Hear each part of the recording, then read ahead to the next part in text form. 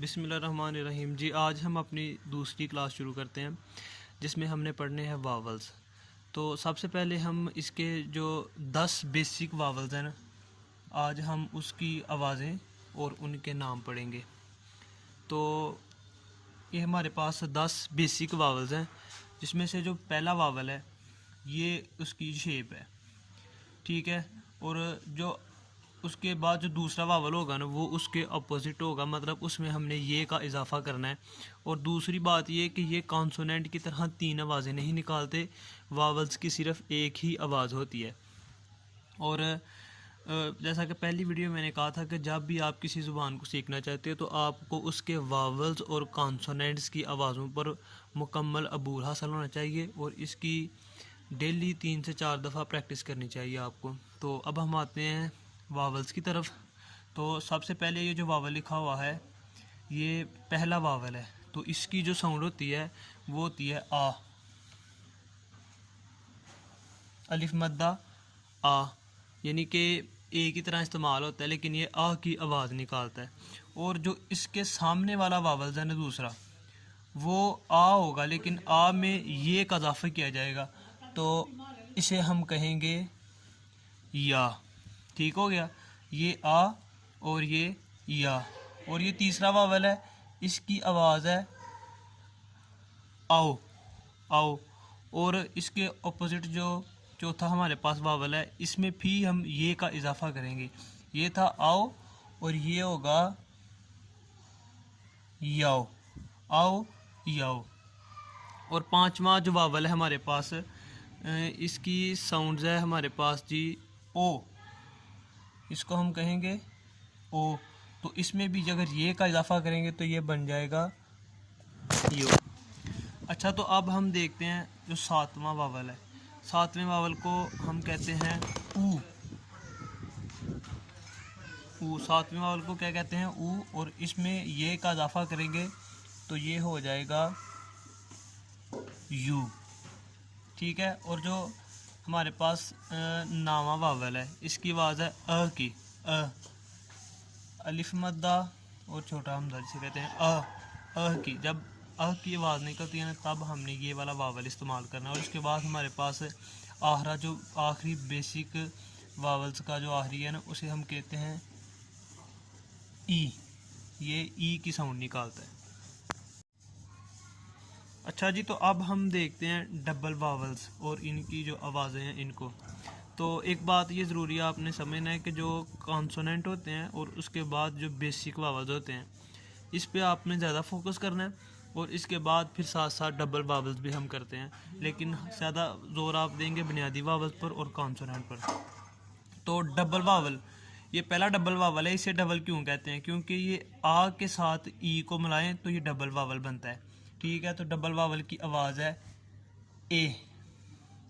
ए जो हम ए पढ़ते हैं ना ए बी सी में, ये ए होता है, लेकिन हम इसकी ना छोटी आवाज़ से ए पढ़ेंगे। इसे हम कहते हैं छोटी आवाज़ से। इसका मतलब ये है कि आपने फुल ए नहीं पढ़ना, ए जैसे आधा ए पढ़ते हैं, ए छोटी आवाज़ से पढ़ना है। और इसकी दूसरी साइड पे हमारे पास ये भी ए है, ठीक है, लेकिन इसे हम पढ़ेंगे मुकम्मल या लंबी आवाज़ से। मुकम्मल या लंबी आवाज़ से पढ़ेंगे। ए वो था ए और ये था ए, ये इसके दरमियान आपने फ़र्क को हमेशा याद रखना है। और इसके बाद ये हमारे पास है जी ये, लेकिन ये भी छोटी आवाज़ वाला ये है, छोटी आवाज़ से। मतलब इसे हम ये नहीं पढ़ेंगे, हम पढ़ेंगे ये, मतलब आधा ये पढ़ेंगे ये। और इसकी दूसरी साइड पे है ये भी ये है, लेकिन ये क्या है?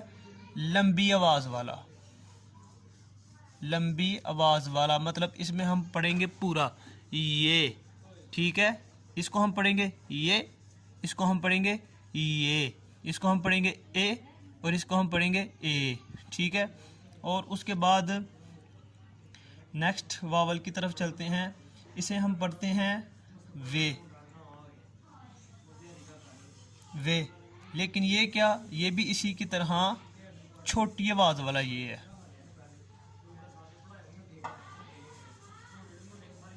چھوٹی آواز والا وے ہے. اور نا ہم نے تھوڑی مسٹیک کر دی تھی, ان کو ایک لائن میں نہیں لکھا گیا. یہ تینوں وے کی آواز نکالتے ہیں, یہ بھی وے کی, یہ بھی وے کی, اور یہ بھی وے کی. ان میں ڈفرینس کیا ہے؟ اب اس سائن سے جو ہمارے پاس واول آئے گا وہ نا چھوٹی آواز وے کی آواز نکالے گا, اور اس کے بعد جو یہ والا واول ہے یہ اس سے تھوڑی سی زیادہ وے, ٹھیک ہے, یہ وے اور یہ وے. اور اس کے بعد یہ جو تیسرے والا واول ہے نا ہمارے پاس وے, یہ مکمل وے کی آواز نکالے گا, ٹھیک ہے. یہ ان تینوں کے درمیان ڈفرنس تھا. یہ تھوڑی اس کی مس رینج ہو گئی ہے, لیکن آپ نے اسے اسی طریقے سے کرنا ہے.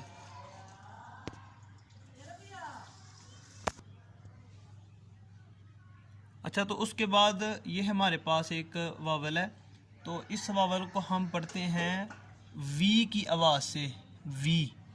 اس کو آپ یہ وی بھی یاد رکھ سکتے ہیں پنجابی میں, اور یہاں پھر انگلش والا وی بھی, ٹھیک ہے. یہ وی کی آواز دیتا ہے, وی کی, وی, اور یہ بھی وی, یہ بھی وی, یہ وی کی آواز دیتا ہے. اور یہ دوسرا کیا ہے, اس میں ہم وا کی آواز نکالتے ہیں. یہ وی, یہ وا, یہ وی, یہ وا. یہ تھوڑی سی مس انڈرسٹینڈنگ ہو گئی ہے ارینجمنٹ میں, لیکن آپ نے اسی ارینج سے نوٹ کرنا ہے. یہ وی کی آواز نکالتا ہے اور یہ وا کی آواز نکالتا ہے. اور سب سے جو آخری ہے وہ اوئی, یہ اوئی کی آواز نکالتا ہے, اوئی کی آواز. تو یہ تھے ہمارے نا آج 11 واولز جو ہم نے کیے ہیں. تو اس میں یہ 21 واولز ہیں, جس میں پہلے بنیادی واولز ہیں اور اس کے بعد ڈبل واولز ہیں. تو یہ جو کانسوننٹ اور واولز ہیں, یہی ہماری کورین لینگویج سیکھنے کا ایک راز ہے. آپ اس پہ جتنا فوکس کرو گے, آپ نے اس کو نا ایسے پڑھنا ہے کہ جیسے لوگ آپ کو نا پاگل سمجھیں.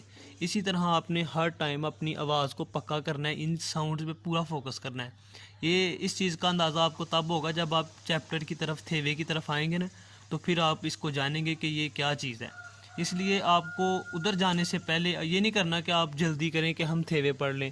جلدی میں کام کیا ہوا نا بالکل بھی فائدہ مند نہیں ہوتا. اگر آپ اس پہ فوکس کرو گے تو آپ بہت جلدی سے تھیوے پڑھنے شروع ہو جاؤ گے. تو اس لیے اس آواز کو پکا کرو, ڈیلی اس کی لکھ کر پریکٹس کرو, اس کی آواز نکال کر پریکٹس کرو. اور یہ تھی ہماری واولز کی کلاس, اور اس کے بعد ہم انشاءاللہ آپ کو نا اس کے رولز بتائیں گے آگے. مطلب ہم اب ان دونوں کو ملا کے نا اب ہم لفظ بنائیں گے, اور لفظ بنانے سے پہلے ہم آپ کو نا رولز بتائیں گے کہ کن رولز کے تحت کسی بھی کام کو نا کچھ رولز کے تحت کیا جاتا ہے. تو ہم آپ کو ایک لفظ بنانے کا رول دکھائیں گے. اوکے جی, اللہ حافظ.